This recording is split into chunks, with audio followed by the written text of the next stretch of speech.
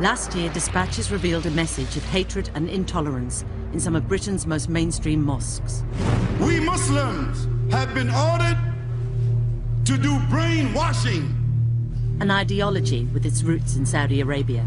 The pinnacle, the crest, the summit of Islam is jihad. But the Kingdom of Saudi Arabia said it was not responsible. And Britain's most important mosque promised vigilance against extremism. So we've gone back undercover to see what message they're promoting now. The one who changed his deen, what we're going to do is kill. The last day will not come until the Muslims fight the Jews and kill them.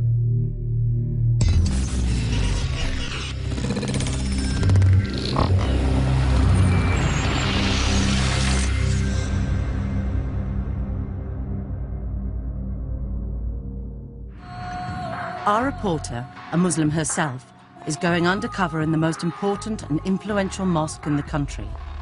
London's Central Mosque, an Islamic cultural centre, usually known as Regent's Park Mosque, says it promotes tolerance and interfaith. We featured it in last year's dispatches, and the mosque promised to crack down on anyone promoting extremism on its premises. So she's going back to find out if they've been true to their word. Women aren't allowed in the main hall, so she's directed upstairs to the main women's section on a large balcony overlooking the hall. Hundreds of women and children come here to pray every day. Then the congregation gathers in a large circle. The teacher today is Amira. She says she's teaching from a book by Sheikh Fazan, a senior member of the official Saudi religious establishment. This is very, very good book. She starts with a revision session on what should happen to people who break Islamic laws, including Muslims who convert to another faith. But he's Muslim and he gets out of Islam. He doesn't want any more. What we're going to do? Kill. Comes out. Kill. You have to kill. You understand? We're talking about Islam. Yeah? It's the same for adulterers. For the had the zina, what is the law of this? Until he died. And the one who is not married, he never dies. Now, with 100 The worshippers, many of whom are children or teenagers, are being taught the Saudi Arabian interpretation of Sharia law from official Saudi books. The teachings include the brutal killings of homosexuals and women who act like men. If someone make themselves like a man, a woman like a man, you understand this, the punishment is kill. Kill them from the highest place. We're not going to be like animals, living like animals, or to be like the people of Lut.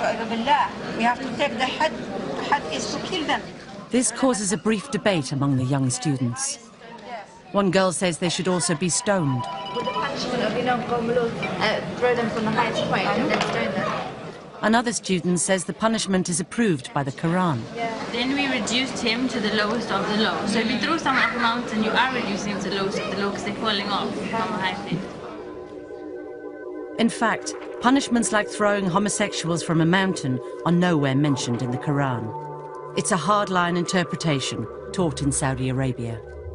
Amira condemns terrorism and says these punishments will only be carried out in a future Islamic state under a Muslim leader, not in present-day Britain.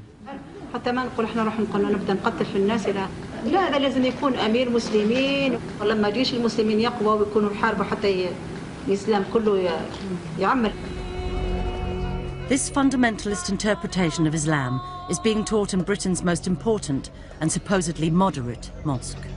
Our reporter finds out where Amira has been trained. She says she's just finished 3 years of study at Medina Mosque in Saudi Arabia. It's the second most holy mosque in Islam, and its imams teach Muslims an interpretation of the faith known to some as Wahhabism. Amira teaches what she says is an important principle in Islam. A Muslim must hate as well as love. It's not enough that you worship Allah, we have to also, in our heart, hate what Allah subhanahu wa ta'ala displeased to Allah, Allah subhanahu wa ta'ala. She says this principle relates to living with non-Muslims. Hate what displeased to Allah, especially when living with this country that's non-Muslim. And asks a worshipper to read out a verse from the Quran, Stand up and hate, please. Stand up. which she says is about relations between Muslims and non-Muslims. Verily, we are free from you, and whatever you worship besides Allah, we have rejected you, and there has appeared between us and you hostility and hatred forever until you believe in Allah alone. Amira says it means Muslims must separate from non-Muslims. You understand, sister? Islam is the tabarruq min al-shirk wa ahli, the people who do the shirk. Any questions? After the lesson, our reporter approaches Amira to ask her to clarify her teaching. You know, when we talked about the love and enmity for Allah, how do we apply that? How as a Muslim do I apply that? Yeah. Muslims should show good manners to non-Muslims and can try to convert them to Islam, but cannot befriend them. She uses the Arabic term kafir, meaning disbeliever or infidel. To be good friend, give them all about our secret, understand? You have to be friend with them, but it's not allowed. Because the wala is only to Muslim, not to the kafir. Amira says she's learned this doctrine of separatism in Saudi Arabia, whose clerics preach a brand of Islam often called Wahhabism. Wahhabism is opposed to the diverse and tolerant traditions of classical Islam, according to moderate British Muslims like Sheikh Musa Admani, an imam who's advised the government on Islam. The Saudi Wahhabi worldview is very narrow. It's extremely intolerant. This extreme intolerance comes out of seeing non-Muslims as basically non-human. Intolerance, hatred, dislike, this is not Islamic teaching at all. Separating from disbelievers is the official theology of the Saudi state, according to Saudi academic Professor Madawi al-Rashid. The Saudi religious scholars adopt a very strict and radical interpretation of the status of a Muslim minority in a non-Muslim society. A true Muslim should not associate with infidels. So you are physically here, but mentally, socially, religiously, you belong elsewhere. Now we found this message of segregation being taught at the most important mosque in the country. It's visited by world leaders and even has its own interfaith department, which organises visits from government, the civil service, representatives of other religions, and thousands of British school children a year. The mosque says the aim of these visits is to promote understanding and respect between the communities. Our reporter is filming as some of the interfaith groups are brought into the women's area. So this is what we have in our heart. It's just on this occasion, Amira meets them. God, let me know how to reach you the right way. On another occasion, a group of non-Muslims is invited to sit down with the circle. The preacher promotes Islam to them, but talks politely about other religions too. And the message, the Quran, came to confirm the truth in the previous scriptures. But as soon as the interfaith group leaves, the same preacher's tone changes completely. She now says Christian teachings are vile. And we feel nothing sometimes going past the church. We don't look at it in disgust and think, subhanAllah, what are these people doing in there? What they say with their tongues is so vile and disgusting. It's an abomination. Like the other preachers in the circle, she says she's teaching from the works of the Saudi scholars. In this case, Sheikh bin Baz, a former Grand Mufti of the kingdom. The teachings include that a Muslim cannot be tolerant of other religions. He shouldn't just be indifferent and say things like, you go to church, I go to the mosque, let's all stay together like one big happy family and all be united as humanity. This is false, this does not work, this concept is a lie, it's fake, and it's a farce. The circle preaches for 8 hours a day on Saturdays and Sundays. Any woman who goes there to pray is likely to hear their preaching. Our reporter is told the circle was set up years ago by Amira, but while she's been in Saudi Arabia, it's been run by this woman, Salim. She too preaches Saudi teachings. She says she's met a Muslim woman who is too friendly to non-Muslims. When she sees a kafir woman, big smile. When she turns around, she sees me there. Yeah. It's part of Islam, of the aqeedah, of the correct belief, that you love those who love Allah, and that you hate those who hate Allah. Okay?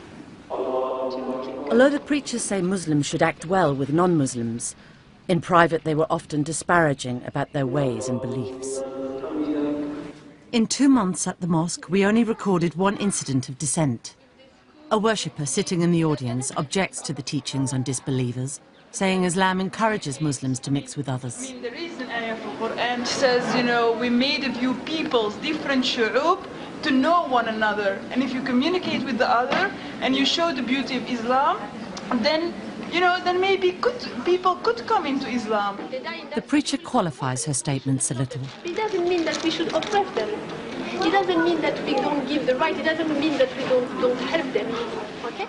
But then returns to the main theme. But it doesn't mean as well that we should befriend them.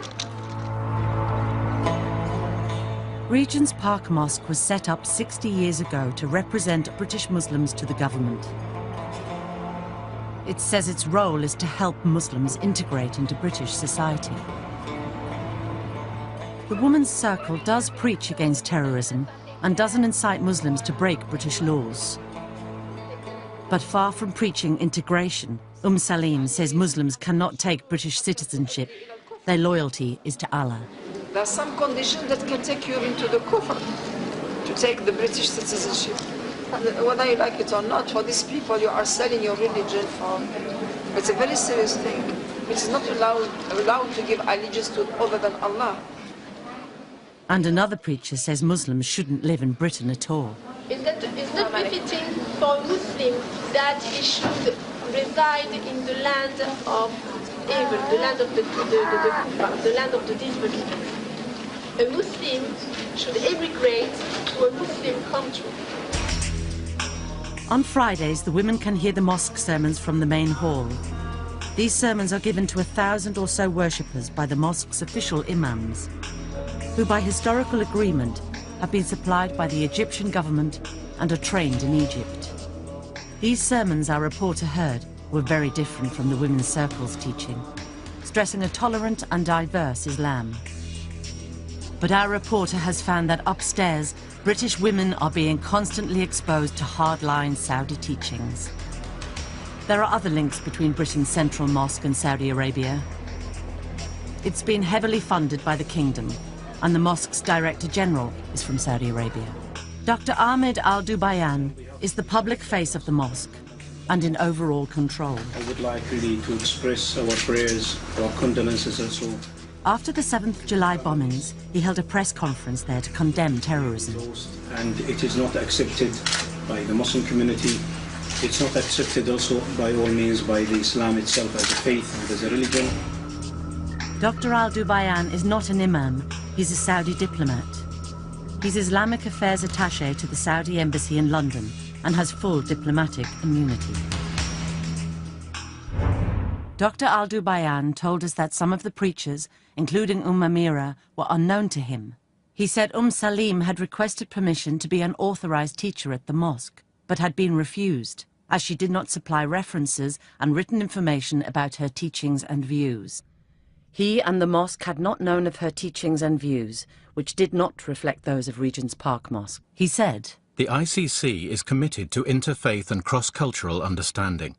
It does not support or condone extreme views, racial hatred, violence or intolerance." Salim told us, "We are not blind followers of any government or any clerics. We do criticize other religions just as other religions criticize Islam. However, this does not mean that we show intolerance, aggression or violence to people of different faiths. And we have often emphasized that the Muslim's attitude towards his or her non-Muslim counterpart is one of fairness, compassion and tolerance. We encourage integration into society." She said the comments that Muslims could not take British citizenship were erroneous and apologized for them. She said, "Whilst it is recommended for a Muslim to migrate to a Muslim country, it is not obligatory." In last year's dispatches, we found the mosque's official bookshop was selling a number of speeches by preachers promoting hatred and intolerance. كافر يا لطيف. The worst word that can ever be written. Dr. Al-Dubayan told us the bookshop was independently run by a company called Dar al-Salam International Publications, a British company with links to Saudi Arabia. But he said he was seriously concerned and said that the DVDs had been removed immediately, pending an investigation.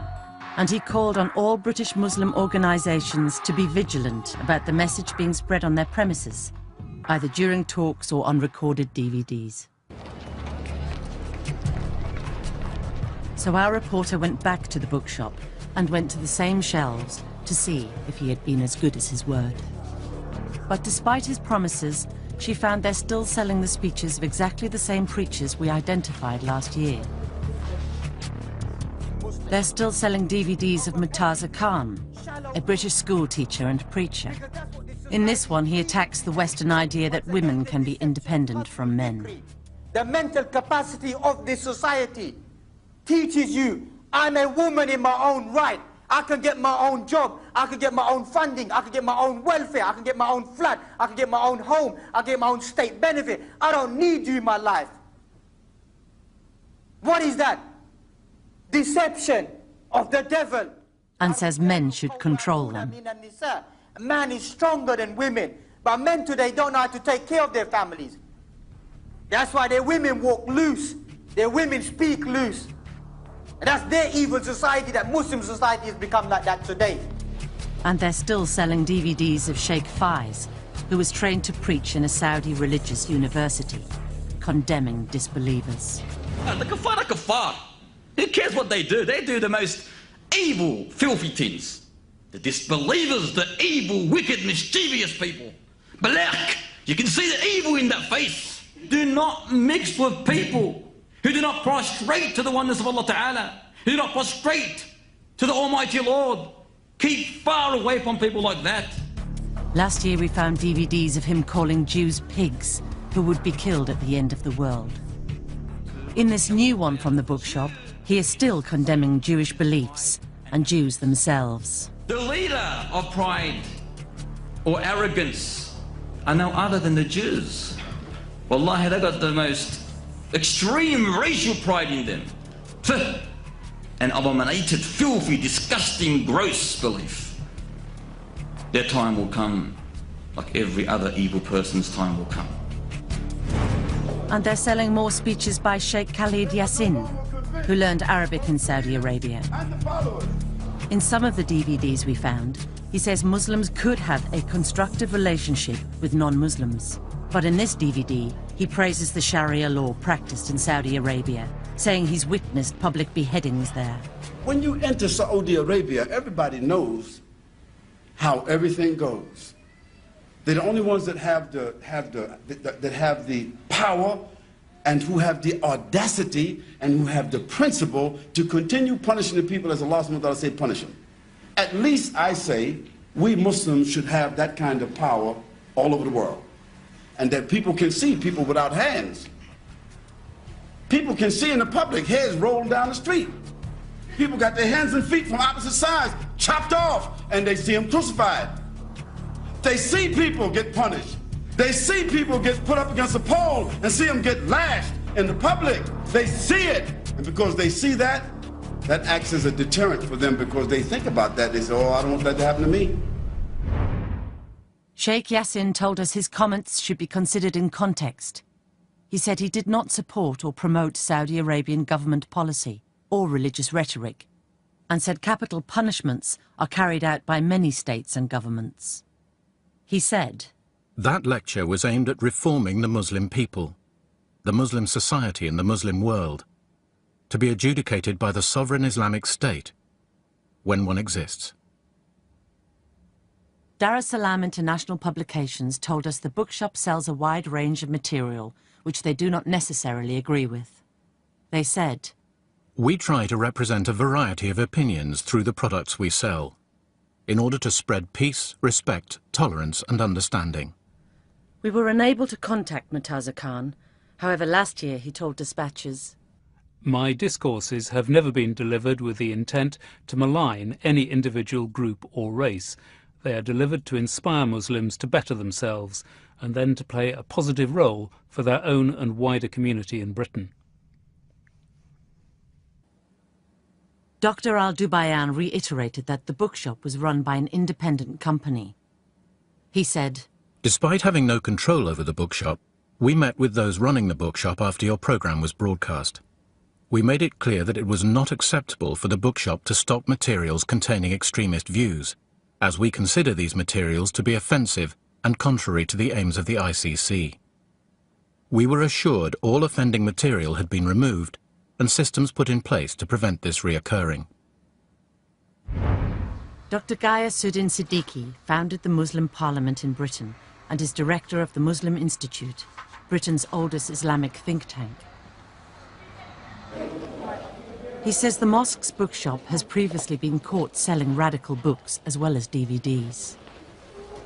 Whenever such books are found, I mean, the only explanation from the administration has been that it's not part of us.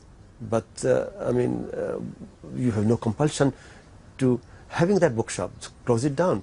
But this story goes on and on. They continue to sell books which are promoting basically Saudi Wahhabi ideology. As long as the Islamic Culture Center in Regent's Park remains in the hands of Saudis, there will never be a unity among Muslims in Britain. Next, we investigate claims that the Saudi Arabian state is involved in spreading a message of intolerance and segregation.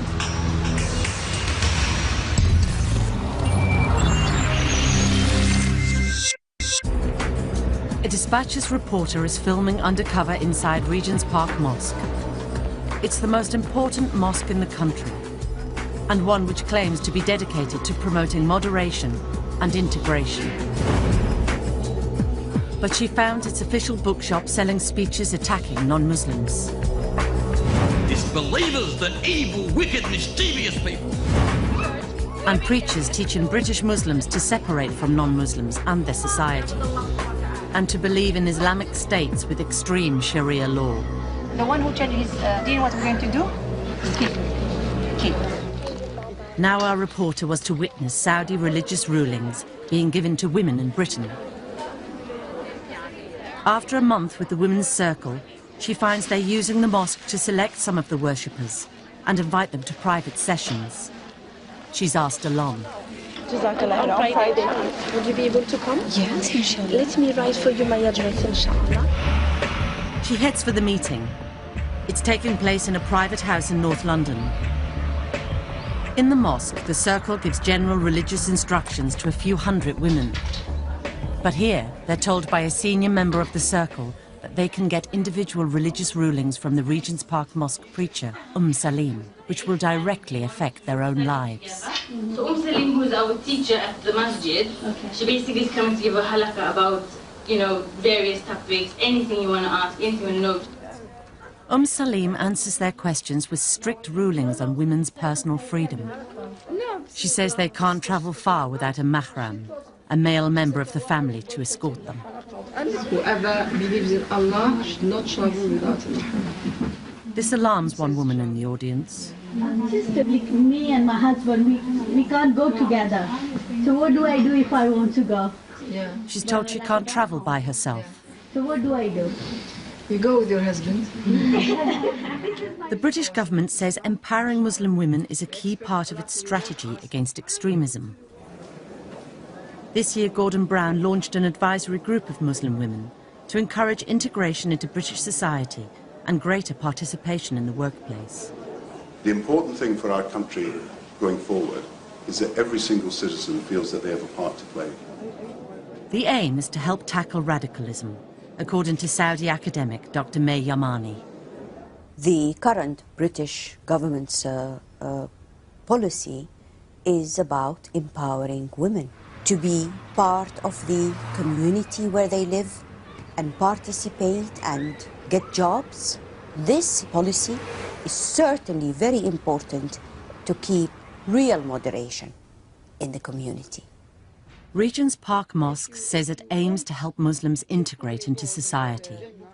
But in the private sessions, Salim criticizes Muslim women who do so. Sacrifice are going to see Muslims in every sphere of the everyday life in this country. I see Muslims, it breaks my heart when I see them working in banks, short sleeves, sometimes this tight, scarf like this, makeup, you know, being with the kufa all the time, even speaking their language. She learns that this woman has a job in the health service. No, is the job okay, the job that you are doing? Does it involve anything haram or is No. No, I or work halal? in pathology, hematology, just blood tests. Just blood tests? Yes. And they don't allow you to wear jilbab? Salim finds out that the woman can't wear a jilbab, a full Saudi-style Islamic covering, while at work. And she's working alongside men, which is forbidden by Saudi scholars. Do you work only with females? No. Salim says this is not acceptable. You know that working in an environment that is not Islamic, working with the kuffar, always takes you away from the deen and hardens your heart. And it will be lying to you if I say it's okay. We asked Dr. Yarmani what she thought of this kind of Saudi teaching being spread to British Muslims. My reaction to this, restricting women a job in a hospital, performing their job and working with patients at a hospital because of type of gown they're wearing, or restricting the movement of a woman in the street, in London, or anywhere in Britain, my reaction is, this is not Islamic. Before there was anything. They're not even justified by the basic Islamic texts. Salim denied to us the meetings were clandestine. She said the rulings that women could not travel alone and could not work if it conflicted with religious requirements were totally justified by Islamic texts. She said, "You may regard these juristic and textual rulings as extreme restrictions, but we see them as our way of life and a liberation of the soul."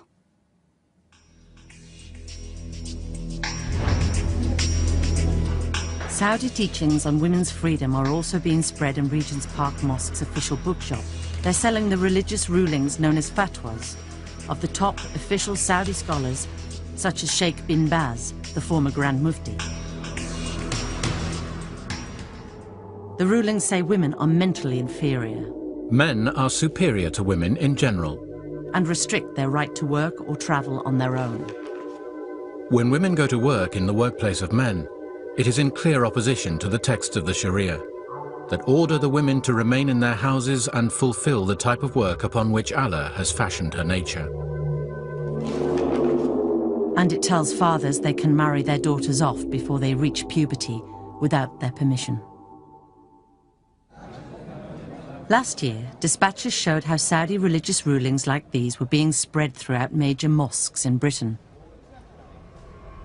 The Saudi Arabian government told us it was not involved in spreading a fundamentalist message and said, "There is no such thing as a Saudi Arabian religious establishment." So we asked the experts. There are people in Saudi Arabia, especially at the level of government, who deny that there is such a thing as a Saudi religious establishment. But this is an absolute myth. There is a religious establishment. It's a bureaucracy that is in control of a lot of institutions in Saudi Arabia. The Wahhabi religious establishment are constantly indulged as the co-rulers of the Saudi government. They control some of the most important levers of power. The Ministry of Islamic Affairs, the Ministry of Pilgrimage, the control over the judiciary, the control of most of the educational system.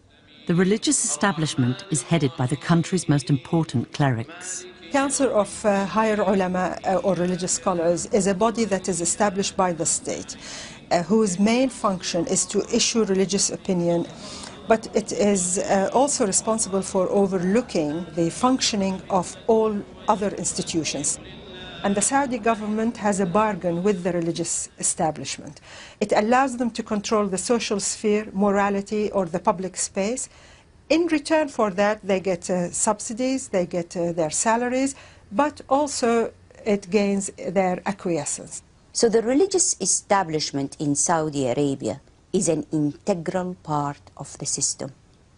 Whether the ruling elite admit that or not. The Saudi government has spent billions of pounds spreading Islam around the world. During the reign of the late King Fahd, only from the 70s to the mid-80s, King Fahd has spent $75 billion funding schools, madrasas, mosques, charities throughout the world. Official Saudi websites give the figures. The result is some 210 Islamic centres wholly or partly financed by Saudi Arabia, more than 1,500 mosques and 202 colleges, and almost 2,000 schools in non-Islamic countries. Saudi funding has a huge effect on British Muslim life, according to some Muslim commentators. Saudi Arabia has immense influence in Britain through their support of mosques and imams. When the Muslim community came to this country, they were not organized and they did not have enough resources. So they went to Saudi Arabia to collect funds. And through that thing, they were able to influence, propagate their ideology all over this country. Many preachers in Britain have been trained in Islam in Saudi Arabia, like Amira, whom our reporter filmed preaching at Regent's Park Mosque. She spent 3 years studying at Medina Mosque. This is the official website of the Saudi Ministry of Islamic Affairs. It prints the sermons of Saudi imams and gives an idea of some of their teachings on non-Muslims. Fellow Muslims, following the kafir is disgraceful, while disobeying them is mighty. When a kafir dies, the whole of humanity is relieved. Beware of taking them as friends. You should hate them, disown them and their religion. This Saudi imam is overcome with emotion while reading a Quranic verse cursing Jews and Christians.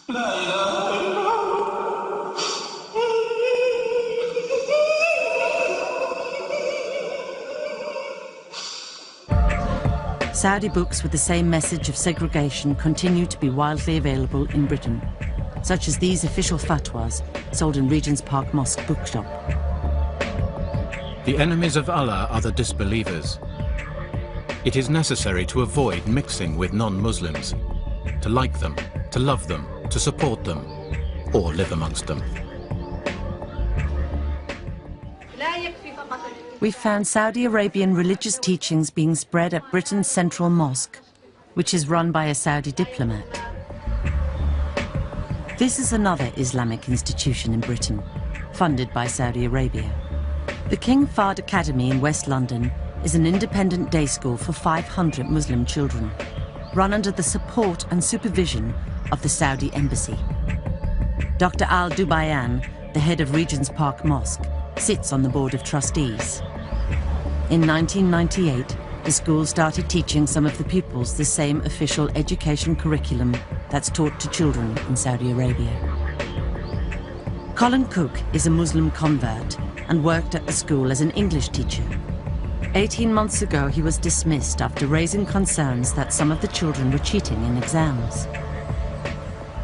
But this year, he won £70,000 for wrongful dismissal at an industrial tribunal. After he left, a contact still there passed him official Saudi textbooks from the school. The books carry the stamp of the Saudi Ministry of Education.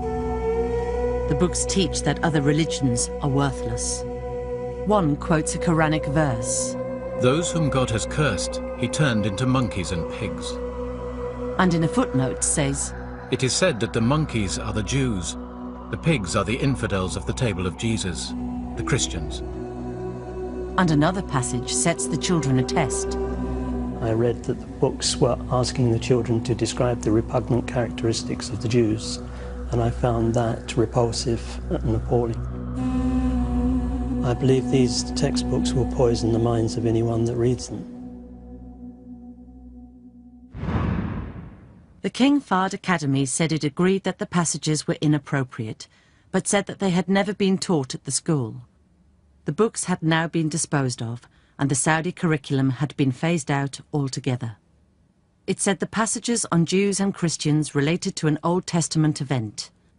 It does not imply or infer that this is a general comment on these faith groups today. It said Ofsted had found that its pupils showed good empathy and tolerance of others' views. Every year, the Saudi ambassador to Britain, Prince Mohammed bin Nawaf, holds a conference with the British Foreign Secretary. He says the aim of the dialogue is to promote tolerance and mutual respect.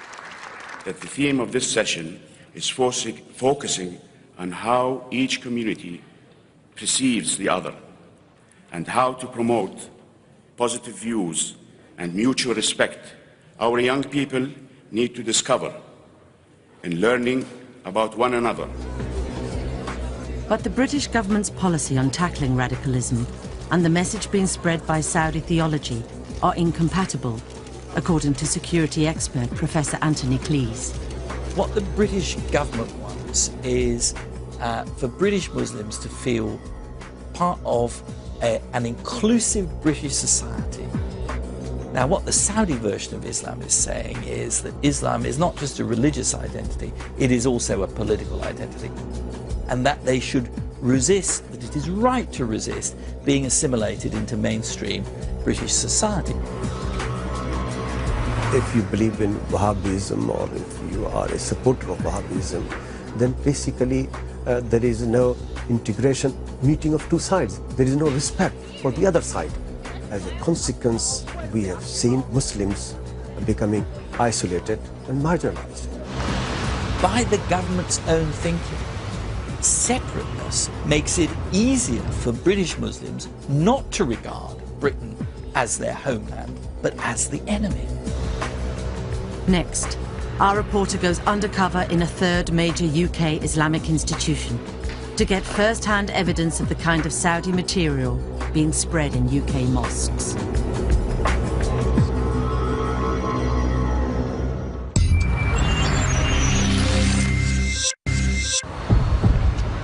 A Dispatches reporter is filming undercover, investigating major Islamic institutions in Britain with strong links to Saudi Arabia.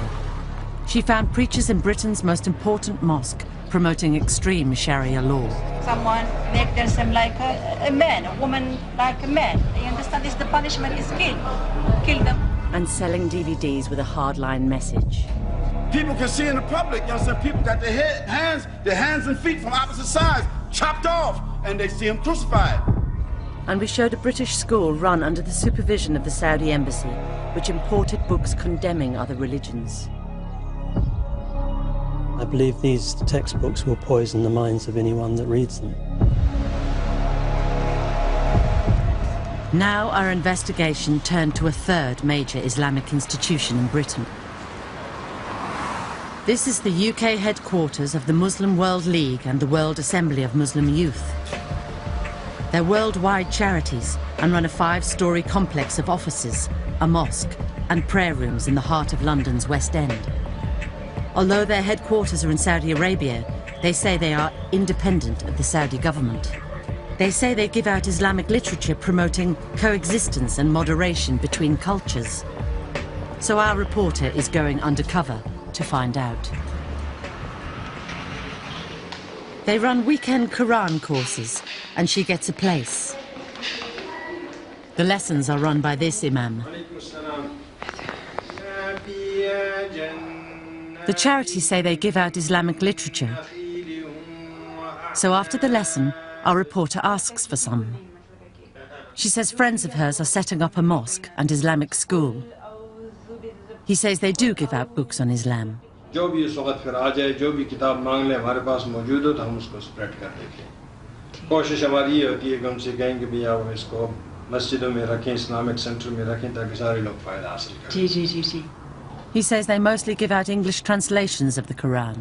ये ज़्यादा से ज़्यादा ये जो तर्जुमे का कुरान है ना, इनके पास ये होता है, English translated Quran. She asks where the books are coming from. ये क्या सऊदी से सब आती हैं? जी, He says they come from the headquarters of the two charities in Saudi Arabia and a third source.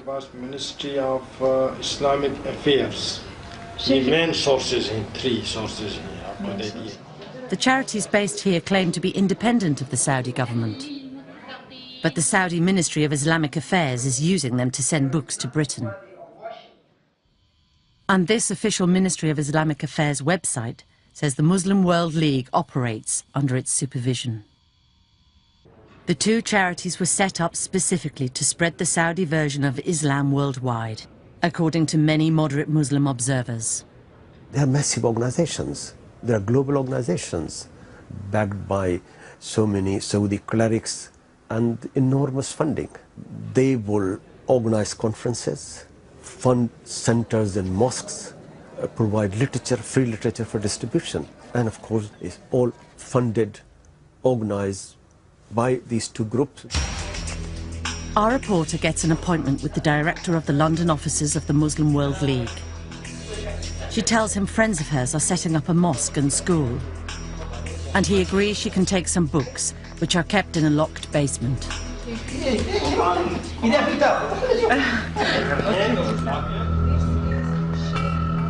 With another undercover reporter who is posing as a friend, she goes along to pick them up. The imam unlocks the basement. The room is full of books. Our reporters are given a number of books. Nearly all of them are from Saudi Arabia. Some condemn terrorism, others are straightforward guides to Islam and don't promote extremism. But others preach the same teachings our reporter had found being spread at Regent's Park Mosque, including works by the former Grand Mufti Sheikh bin Baz, advocating violent Sharia law punishments, such as death for Muslims who believe homosexuality is permissible. It is permitted to shed his blood and take his belongings. The books say love, support, loyalty and friendship with disbelievers is forbidden. Muslims must do jihad until all countries are ruled by Islam. If some of the people of the non-Islamic countries stand against Islam, they must be fought. And they must act upon the reported words of the Prophet. The last day will not come until the Muslims fight the Jews and kill them. Our reporter was given a sample copy of the translated Qurans they distribute in Britain. It's brand new, published in the last 2 years, and is produced under the supervision of the Saudi Ministry of Islamic Affairs. It bears King Abdullah's own seal of approval. We showed the new translation to Sheikh Musa Admani, who studied Islam at India's top religious universities. Whoever believes in Allah and the last day. A number of verses in the Quran preach peace and tolerance between Muslims, Jews and Christians. But the Saudi Quran contains footnotes saying these verses are no longer true, a narrow interpretation, not followed by moderate Muslims. These scholars from Saudi Arabia are saying that it has been abrogated, it's been cancelled, it does no longer apply, because it doesn't fit in well with the ideology of segregation. Another footnote explicitly preaches segregation. This indicates that a Muslim should not stay in a non-Muslim country. Now, it's interesting. He's translating the Quran. Okay. The verse does not say anything about living Muslim, non-Muslim land. Here, they're trying to use the credibility of the Quran to push their own idea in selected areas. The underlying motive here is to find a way of continuously implanting this permanent wedge between the wider British society and the younger Muslim living in Britain. He says King Abdullah's new translation has removed some objectionable material from previous Saudi versions. Made a bit of improvement, but it's not good enough. The Muslim World League told us some of the books we quoted from had been donated to them 10 years ago, assessed, considered not suitable for distribution, and left in the basement. With regards to the translation of the Quran, it said, "No translation is perfect, and not every interpretation is agreed. You have managed to find a few footnotes which you dislike, and which most readers probably do not even bother to read." It said any allegation that it is promoting a theology of intolerance, separatism and extremism was offensive and entirely untrue. The Royal Embassy of Saudi Arabia told us that the King Fahd Academy, the Muslim World League and the Islamic Cultural Centre and Central Mosque were not part of the Saudi Arabian government or its instruments. It said, "The Saudi Arabian government does not advocate or support the bigoted beliefs of extremists, and there is no such organisation as the Saudi Arabian religious establishment." It said Saudi Arabia promotes tolerance and mutual understanding and is at the forefront of international campaigns to stamp out and rehabilitate extremists. The British government says Saudi Arabia is its partner in tackling extremism, but critics say it's turned a blind eye to the importation of Wahhabism for years. Dennis McShane was a Foreign Office Minister from 2002 to 2005 and became worried at the government's attitude to radical Saudi teaching. The British establishment, in my judgment, in the sense of Whitehall, senior ministers, refused to look at the penetration of Wahhabism into schools, into mosques. The ideology of what Wahhabism promotes is deeply inimical and dangerous to British values, but at the other level, this was a huge source of revenue for British companies, British state, British people, and that stopped, I think, any robust criticism of the Saudis. We were not firm enough in saying you should not export Wahhabism. He says the 7th of July bombings have been a wake-up call to ministers, but the government still doesn't take a strong enough line with Saudi Arabia. Clearly, Britain is a big trading state with an important defence industry, needs a relationship with Saudi Arabia, but we have to say quite clearly you can't export anti-Jewish, anti-democratic, anti-Western, anti-rule of law, homophobic, anti-women ideology dressed up as a religion. That is not acceptable. The British government told us, "We have put in place robust legislation to combat incitement to religious hatred, violence and terrorism. All individuals and organisations based in the UK are subject to this legislation, regardless of the provenance of their funding or connections to third countries, Saudi or otherwise." The petrodollar money coming from Saudi Arabia has basically distorted the growth and development of Muslim community in Britain. That's what I accuse them of. It's a distortion of Islam itself. The abuse and misuse of this great faith of mine, and not only mine, but of my children as well. To think, as I believe our government thinks, that it makes ideological sense to play patsy with the Saudis is folly of the first order of magnitude. We will be paying for it a vast amount in the years to come.